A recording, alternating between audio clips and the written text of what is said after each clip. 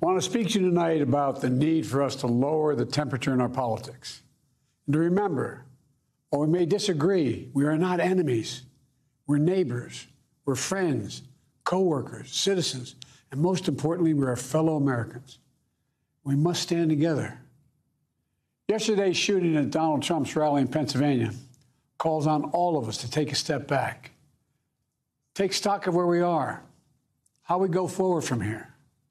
Thankfully, former Trump is not seriously injured. I spoke with him last night. I'm grateful. He's doing well, and Jill and I keep him and his family in our prayers.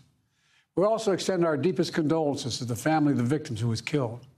Corey was a husband, a father, a volunteer firefighter, a hero, sheltering his family from those bullets. We should all hold his family and all those injured in our prayers. Earlier today, I spoke about an ongoing investigation. We do not know the motive of the shooter yet. We don't know his opinions or affiliations. We don't know whether he had help or support or if he communicated with anyone else. Law enforcement professionals, as I speak, are investigating those questions. Tonight, I want to speak to what we do know. A former president was shot, an American citizen killed, while simply exercising his freedom to support the candidate of his choosing. We cannot, we must not go down this road in America. We've traveled before throughout our history. Violence has never been the answer. Whether it's with members of Congress of both parties being targeted and shot, or a violent mob attacking the Capitol on January 6th, or a brutal attack on the spouse of former Speaker of the House, Nancy Pelosi, or information and intimidation on election officials, or the kidnapping plot against the sitting governor, or an attempted assassination on Donald Trump. There is no place in America for this kind of violence, for any violence ever. Period. No exceptions. We can't allow this violence to be normalized. You know, the political record in this country has gotten very heated. It's time to cool it down. We all have a responsibility to do that. Yes, we have deeply felt strong disagreements. The stakes in this election are enormously high. I've said it many times that the choice in this election we make in this election is going to shape the future of America and the world for decades to come. I believe that with all my soul. I know that millions of my fellow Americans believe it as well. And some have a different view as to the direction our country should take.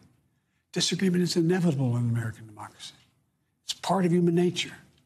But politics must never be a literal battlefield, and God forbid, a killing field.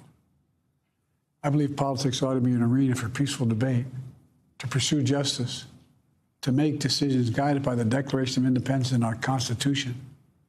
We stand for an America, not of extremism and fury, but of decency and grace.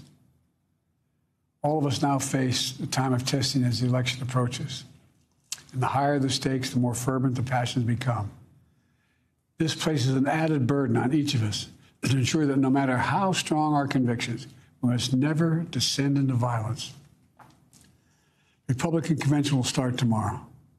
I have no doubt they'll criticize my record and offer their own vision for this country. I'll be traveling this week making the case for our record and the vision, my vision of the country, our vision.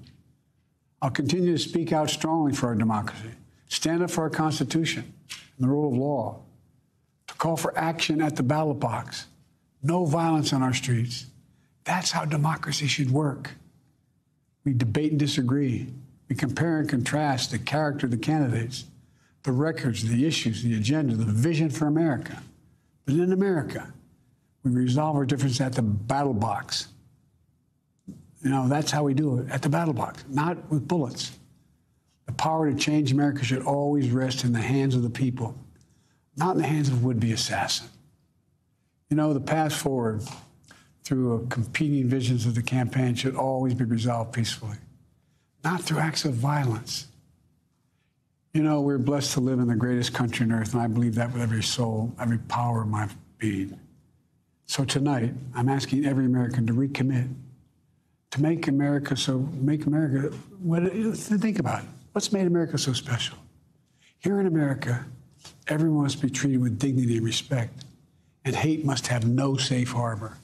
Here in America, we need to get out of our silos, where we only listen to those with whom we agree, where misinformation is rampant, where foreign actors fan the flames of our division to shape the outcomes consistent with their interests, not ours. Let's remember, here in America, while unity is the most elusive of goals right now, nothing is more important for us now than standing together. We can do this. You know, from the beginning, our founders understood the power of passion. So they created a democracy that gave reason and balance a chance to prevail over brute force. That's the American we must be. An American democracy where arguments are made in good faith. An American democracy where the rule of law is respected. An American democracy where decency, dignity, fair play aren't just quaint notions, but living, breathing realities. We owe that to those who come before us, to those who gave their lives for this country.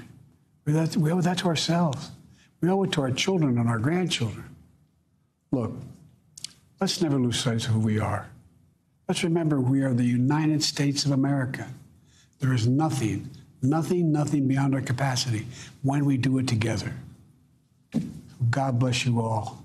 May God protect our troops.